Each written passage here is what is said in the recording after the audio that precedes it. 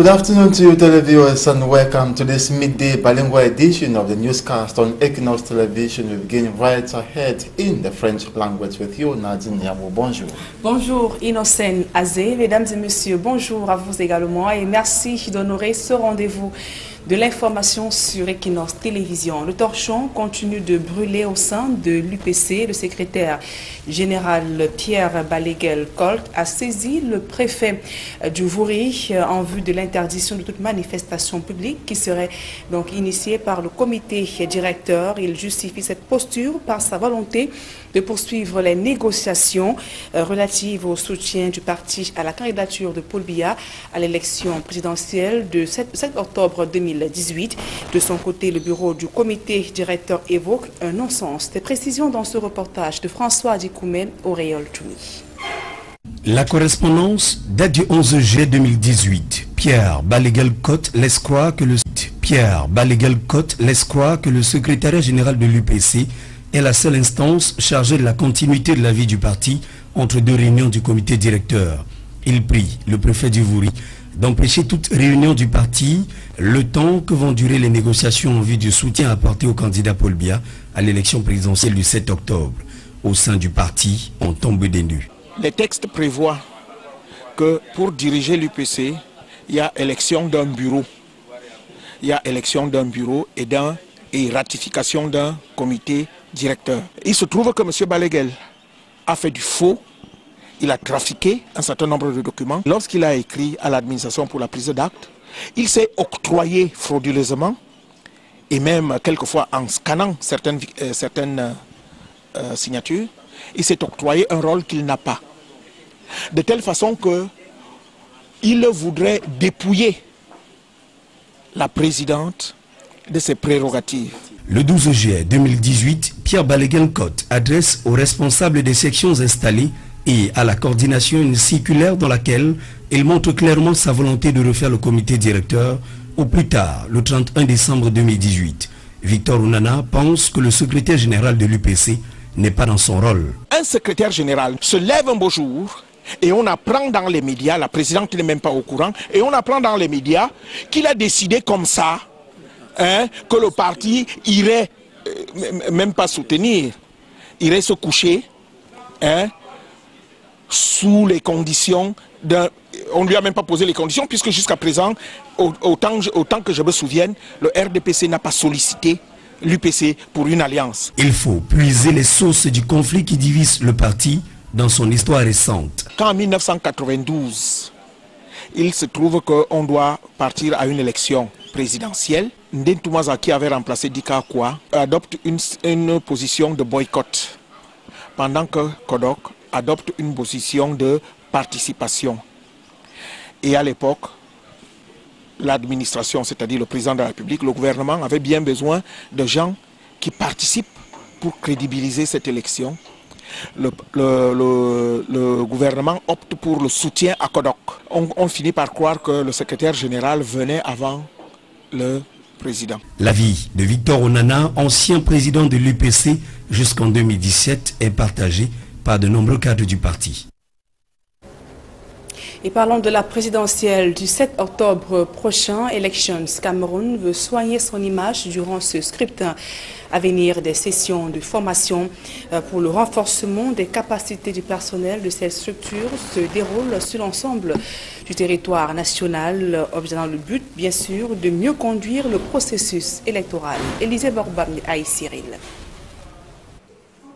La présidentielle du 7 octobre 2018 est un gros challenge pour Elections Cameroun. Conscient de ses lacunes, l'organe en charge des élections met l'accent sur le renforcement des capacités de son personnel. Nous avons jugé accorder des audiences à des partenaires tels que l'Organisation internationale de la francophonie, avec lesquels nous avons exploré les modalités de renforcement des capacités en faveur des membres et des personnels de notre entité. Autre caillou dans la chaussure de Elecam, c'est le climat délétère qui a régné au sein de l'organe. Mais le Conseil électoral annonce un retour à la sérénité depuis le limogeage de l'ancien directeur général. À ce jour, le directeur général des élections a essayé de régler plusieurs de ces problèmes en procédant notamment à des remises à niveau, à la suspension des cartes prépayées au rétablissement des attestations de virement irrévocable, la reprise des avancements et le reclassement des personnels. D'emblée, le décor est planté pour la réussite des élections du 7 octobre 2018. C'est là un succès que nous partageons tous, puisqu'ensemble, nous nous sommes battus pour amener la sérénité dans notre maison. Et nous avons plutôt gagné une bataille, à défaut de gagner la guerre.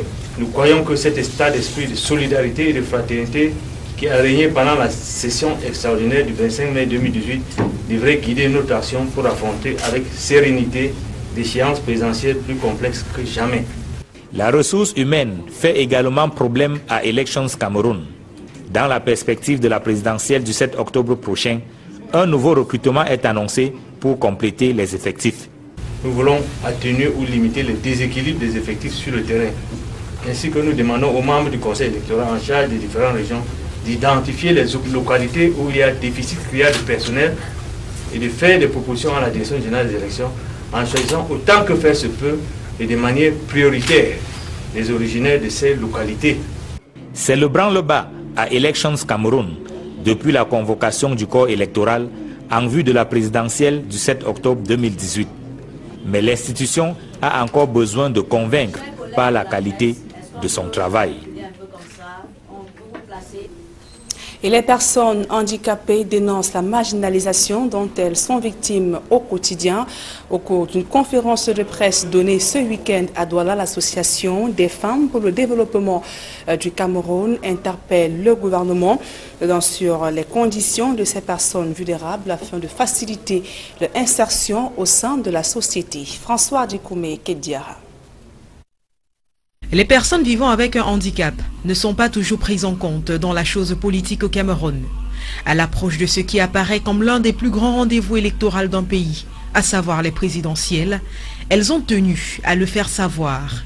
C'est ainsi que l'Association des femmes engagées pour le développement du Cameroun a organisé une conférence de presse dans la capitale économique avec pour thème la prise en compte de la personne vivant avec un handicap. Occasion pour les personnes en cause de mieux présenter aux politiques et hommes de médias présents les obstacles qu'elles rencontrent à la fois sur le plan social, économique et même infrastructurel et qui influent sur leur participation aux élections. Les handicapés avec le vélo, vraiment c'est pas facile qu'ils puissent accéder à un bureau de vote dans un étage où il n'y a pas forcément le transporter pour le faire aller voter. Et aussi, certaines mesures sont parfois placées à une hauteur de sorte qu'il est difficile pour un handicapé sur un vélo de placer la main pour pouvoir mettre son bulletin dans l'une. Au-delà, il y a aussi l'aspect communicationnel, véritable frein pour les déficients auditifs par exemple, qui par manque de traduction des bulletins d'information, ignorent pour la plupart quand et comment se déroulent les processus électoraux. Il faut noter que selon les chiffres officiels, près de 15% de la population camerounaise vit avec un handicap. 80% de cette frange de la population étant en âge de voter, il est important de s'intéresser au sort qui est le sien. Je crie au effort aux personnes qui deviennent handicapées de se lever aussi et de se mettre dans la politique et de comprendre qu'ils ont aussi le même droit que des personnes valides, qui peuvent aussi occuper des postes importants dans la société. À l'échelle des propositions faites aux politiques présents, il a été question de véritable sensibilisation et de réelle prise en compte de la personne handicapée. Et si tout s'est soldé par une satisfaction des mises en cause, l'absence très remarquée d'Elections Cameroun et du ministère des Affaires sociales a laissé tout de même les organisateurs pantois. Nous avons déposé un courrier à Elecam, à l'agence départementale du Vouri, pour les convier à cette conférence, ils ne sont pas venus. Il y a aussi la délégation du MINAS qu'on a interpellé, ils ne sont pas venus. Donc c'est ce que nous trouvons un peu de déplorable. Mais on pense qu'à travers les médias qui ont répondu présent, ils auront les échos de ce qui s'est passé aujourd'hui.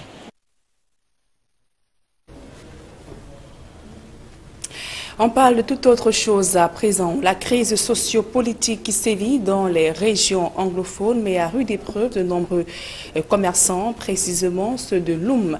Dans le département du Mungo, ils éprouvent d'énormes difficultés à pouvoir écouler leurs marchandises en raison des tensions, des affrontements précisément entre les forces de défense et séparatistes anglophones. Ces commerçants implorent un retour rapide à la paix pour pouvoir réaliser de bonnes affaires. Jacquino Molon, Isabelle Carole Zopet.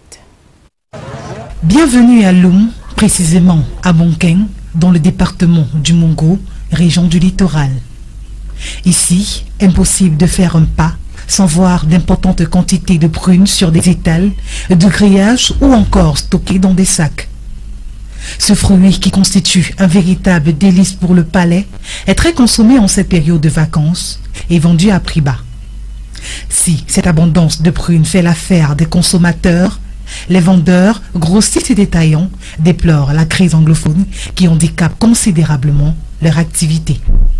Les prunes, ça ne donne pas cette année. C'est difficile le commerce à cause de la crise anglophone surtout, puisqu'on ne peut pas aller vers le côté sud-ouest ni le côté nord-ouest. On se bat entre Douala et Yaoundé, ça ne donne pas. En effet, la crise que traversent les régions du nord-ouest et du sud-ouest crée un véritable manque à gagner car les clients se font de plus en plus rares. La zone du sud-ouest, on en avait beaucoup des acheteurs qui venaient aussi diminuer la quantité de prunes que vous trouvez sur le marché. Mais personne ne vient. Il y a moins d'acheteurs et chacun fait son prix. Et le planteur libre est obligé de prendre ce qu'on lui propose. C'est le même refrain qui retentit au carrefour Tombel. À ce lieu, la prune accompagnée de plantain ou de maïs à la braise constitue le menu idéal des usagers. Malheureusement, le trafic de moins en moins dense affecte durement les commerçants. Seul le retour à la paix permettra de réaliser de bonnes affaires, comme l'affirme cette commerçante. Si tout ce qui se passe dehors là, cela pouvait s'arrêter et que notre pays revienne encore à normal dans la paix, comme cela c'était, c'est que nous pouvons aussi respirer ici au Carrefour. À présent, la deuxième partie de ce journal avec vous, Innocent Nazé.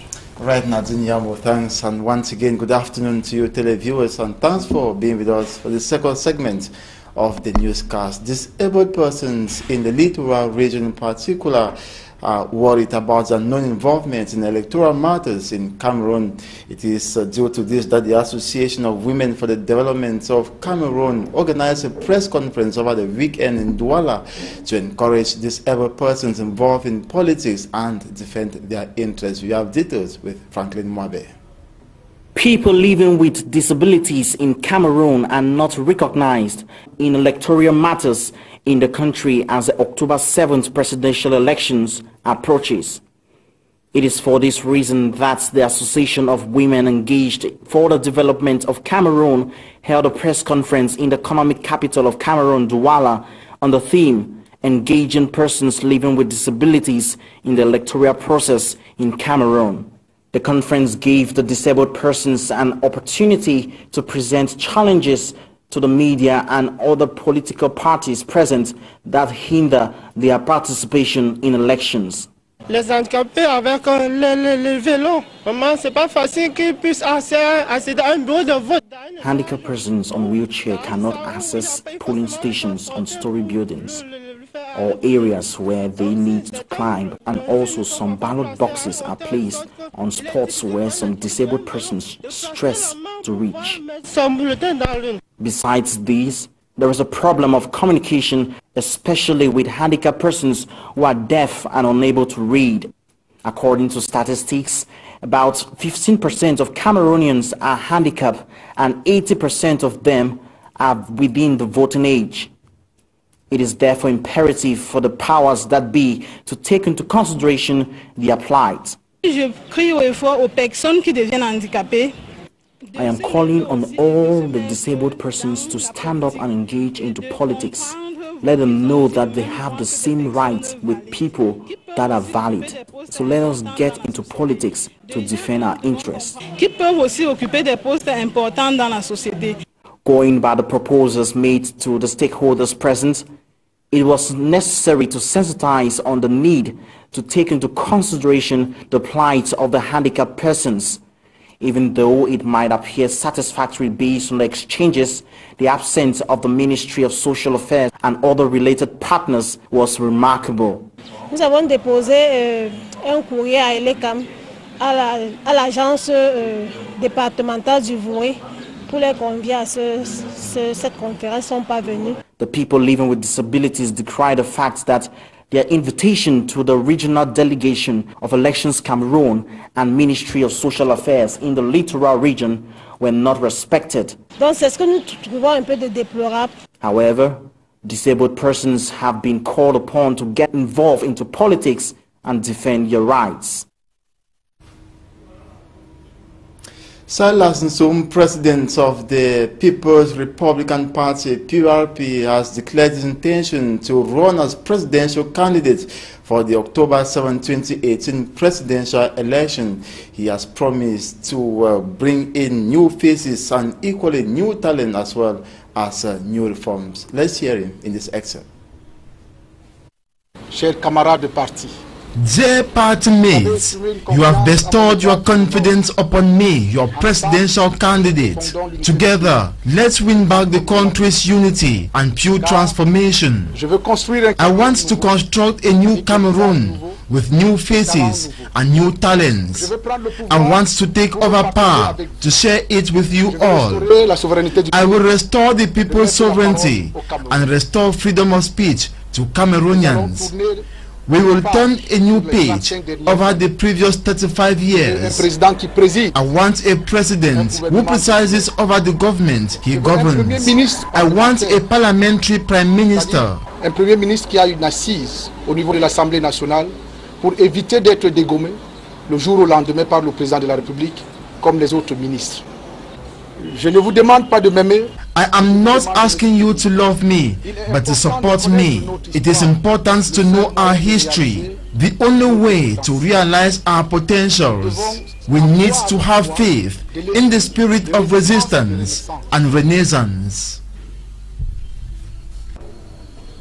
And in less than 3 months, Elecam will be organizing the October 7, 2018 presidential election in Cameroon.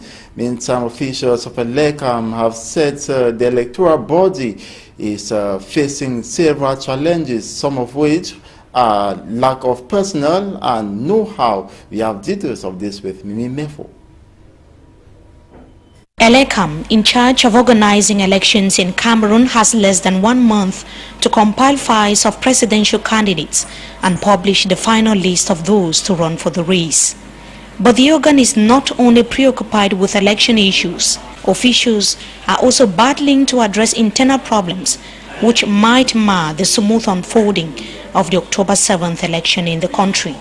The chairman of the Board of Directors of Elections Cameroon, Eno Abrams Egbe, during a meeting grouping members of the Electoral Council, admitted that the need to reinforce the capacity of Elecam personnel and boost their output is urgent. Nous avons jugé accorder des audiences à des partenaires tels que l'Organisation internationale de la francophonie, avec lesquels nous avons exploré les modalités de renforcement des capacités. Eno Abrams Egbe equally said that the internal squabbles relating to the payment and non-payment of workers at Elecam, which tore members apart before the sacking of the former Director General, are being addressed. Pour l'établissement des attestations de virement irrévocable. Elecam personnel are also limited, especially in some interior localities. The Elecam board chair said that the affected regions will be identified and recruitment launched in the days ahead. Nous voulons atténuer ou limiter le déséquilibre des effectifs sur le terrain. Elections Cameroon, however, still has to convince popular opinion of the organ's ability to guarantee transparency and a hitch-free election in the northwest and the southwest regions of Cameroon. The 2016-2018 batches of SAFAM of trainees have come to the end of their program, awarding their diplomas by the Minister of Decentralization and Local Development. He called on the trainees to dish out their best as they get into the job market, but the trainees have equally called on officials to accompany them in the process. We have details with Derry Jato. SAFAM trainees of the 2016-2018 badges of Cycle 1 and 2 have come to the end of their training program and handing over their diplomas. The Cameroon Minister of Decentralization and Local Development, Elanga Obam George, reminded the graduates that much is needed from them to better exhibit and speed up the decentralization process, a process many say is absent today. You are receiving your certificates at the moment where when our councils, our city councils and schools, our regions are being called upon to meet the challenge of accelerating decentralization and the promotion of local development. Wishing them a happy career, Mr. Matthew Agbe, director of CFAM Buea, sounded optimistic, adding that the over 150 CFAM trainees have been professionally shaped to fit into any assignment. On behalf of all CFAM staff, all CFAM trainers, yes, we wish you the best, and we wish you a prosperous and happy career. And Bukpa Florence Fumi is one of them. Actually, CFAM has done a lot to give us what it is available in us so that it can be applicable in our various councils. We thank the minister for sacrificing his time to give us the diploma personally. But it has not all been bed of roses. CFAM has been a very good place, but for the past 2 months it was very catastrophic in school. Then the appeal to the minister. And I'm pleading to the minister that he should not only clap for the speech presented by the student government and go, he should put it into practice. There are graduates, CFAM graduates outside that they don't have work. This is the first time the Cameroon Minister of Decentralization and Local Development is presiding over a graduation ceremony at this local government training center, CFAM Buea. Authorities in Jombe Penja subdivision, the Mungu division of the Littoral region, have promised to wage war against unidentified commercial motorbike riders in a bid to boost security in the municipality. Administrative as well as municipal authorities have urged to encourage commercial motorbike riders to register and get identified with the council. We have details of this report with For Me, Armstrong Sander. Over 300 duly registered bike riders in Jombe, Mungu division of the Littoral region, each have received a safety vest and a security badge to distinguish them from intruders who have been causing havoc in their locality. According to inhabitants, the level of insecurity in Jombe have increased of recent, and most of the perpetrators use motorbikes. En Jombe, il y avait tout le désordre dans la moto. Il y avait les intrus parmi nous, les bandits. There has been a lot of disorder in the commercial motorbike sector in Jombe. We had intruders who come and steal, making the population to blame it on us, the bike riders. In an effort to curb insecurity and bring order to the commercial motorbike sector in Jombe, the mayor launched a project to identify and register bike riders in his municipality since June 2018. According to the mayor, the conditions for registration were simple. Se faire enregistrer, il fallait d'abord sa carte d'identité nationale. Il faut la carte grise de la moto.